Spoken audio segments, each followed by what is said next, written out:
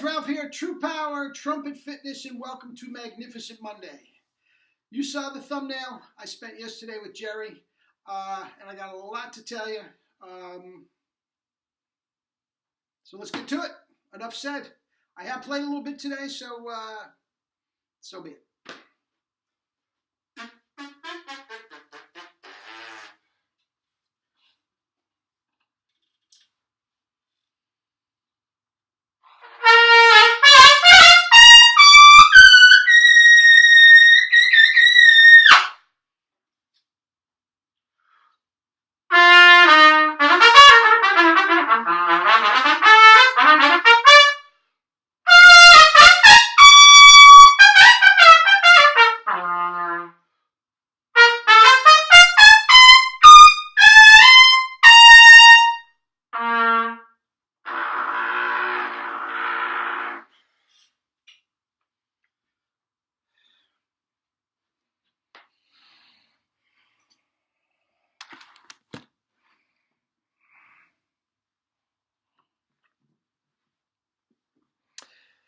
Six-octave range. Double C's and Arbin. Playing the Arbin up an octave, playing it down an octave. Guys, you can only do it with True Power. Now, here we go.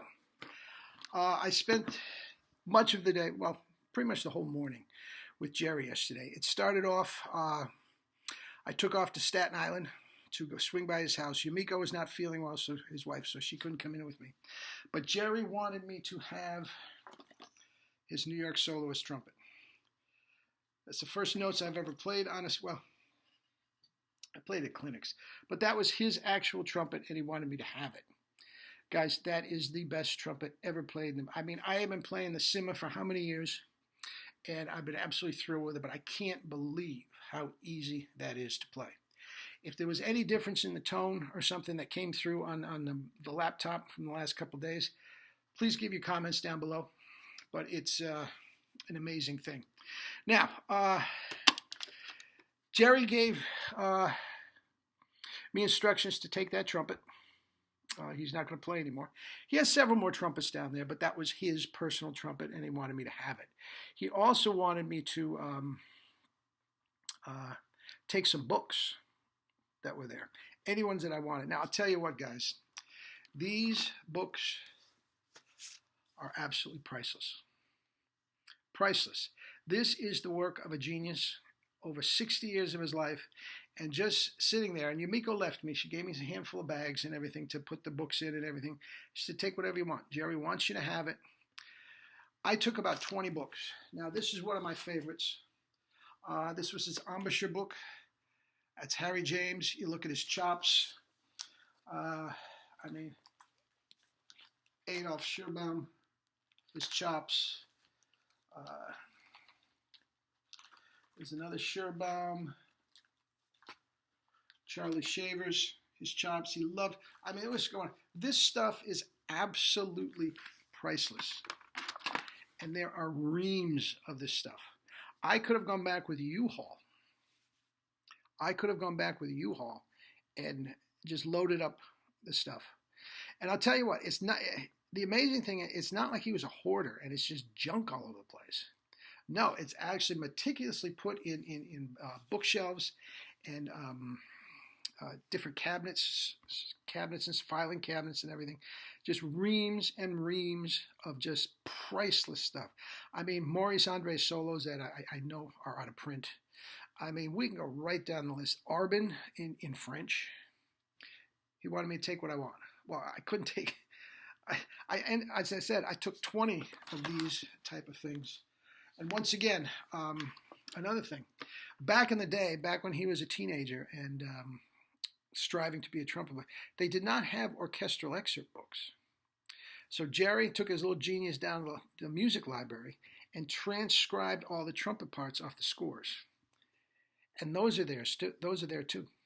I mean, it's just amazing stuff. Maynard Ferguson solos, all transcribed by hand. It's 60 years of a life of a genius that is sitting right there. And how many times I sat in that chair and took a lesson and whatnot. to feel like I'm clearing things out. It was a little emotional, but it's what Jerry wanted, and I'm absolutely thrilled, needless to say, to have the trumpet. Again, I went on and on and on about the mouthpieces, and I do think they are the most important part. There's no question. But I was thrilled with the Sima trumpet. You heard me play. There's nothing I could not play on the Sima trumpet. You heard it. But this, I can't believe. It's easier to play than the Sima trumpet. And my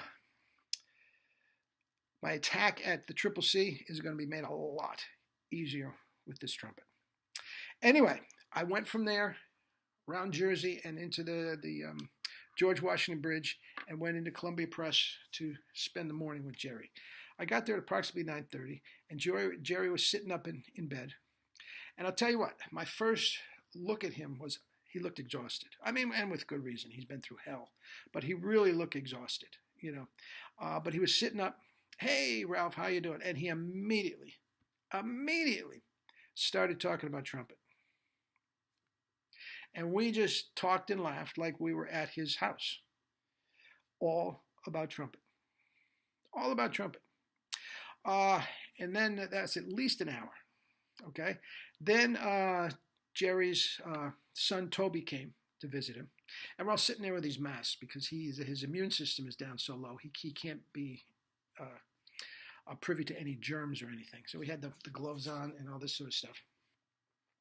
And the three of us are talking for a long time, and then Jerry had to get some tests done and all that sort of stuff. And that's another thing. His arms, are just bruised terribly. He looks like a junkie. All these black and blue marks from taking the blood test. And we let him have his privacy for his tests and whatnot. And we went in the other room, and Toby, myself, and his lovely significant other, Kathleen, talked for quite a while anyway. And then after 20 minutes, half an hour or so, we went back, and I spent some more time with Jerry, and I left at about 12 o'clock. And I'll tell you what, it was an absolutely wonderful day. It was an absolutely wonderful day. And the good news is, you saw from the thumbnail, he's going home today. He's going home today. He's probably home as we speak. I don't want to call and bug them, but maybe I will tonight. Give him a call later tonight and see how everything went. But they decided, Jerry and the doctors decided not to do any more procedures, stents, dialysis, and whatnot. His heart function is down. His kidney function is down, which affects his lungs and everything. And they all agreed that an operation of any sort was not a good idea. So they sent him home, complete with medication and a physical therapist that will be coming. And they want to try to build him up that way. Hopefully they can do it. They can get the function of the heart and whatnot better. He's dying to walk around, but they don't want him to do that. So basically, he's not at death's door at the moment. If another heart attack comes up or something like that, it may not be great. And they have to be very, very careful about, flu and just the common cold and everything, because his immune system is not great. But I tell you what, if it wasn't for the hospital nightie, you'd think we were at his home just schmoozing about, Mel Broyles and Maynard and telling stories. I mean, the guy, such a wealth of knowledge. And it was interesting because when I was in the other room talking with Toby, he took me down memory lane a little bit about, his background with Jerry and whatnot. And Jerry also has a daughter that I guess Toby was telling me is just off the charts, freakishly smart. Like her IQ is like ridiculous, like 1700 or something, which is a literal genius, as you know. I think mine, when they took it back in high school, was like, 1280 or something, which was considered gifted. I mean, 1700 is just another planet altogether. And I could tell just by listening to Toby talk, and I'd never met him before, that he was extremely bright as well. And I said, smile on my face, Toby, so what's your IQ? And he says, well, it's right up there as well. And then he said, and Jerry's is smarter than all of us. And the fact of the matter is, guys, we were in, and that is what I was attracted to. We were in the presence of a genius. I mean, literally, Einstein, I mean, literally a genius who was fixated on the trumpet. And quite frankly, for 45 years and counting, I couldn't get enough. I couldn't get enough of that genius. I could talk to him forever. Many times I did.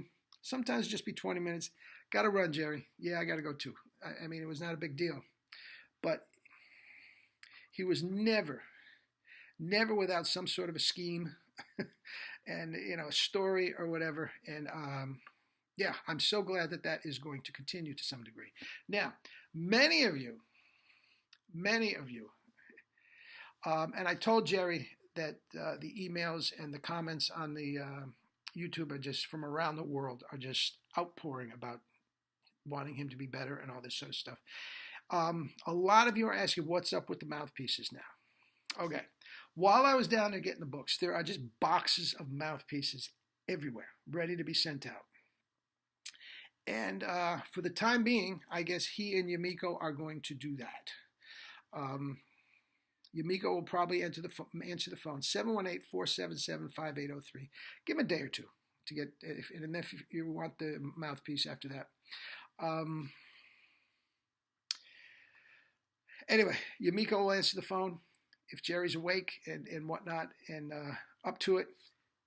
He'll have you play a little bit over the phone, do some spit buzzing, ask you what type of playing you did, what type you want to do, what mouthpiece you were playing, and all that sort of thing.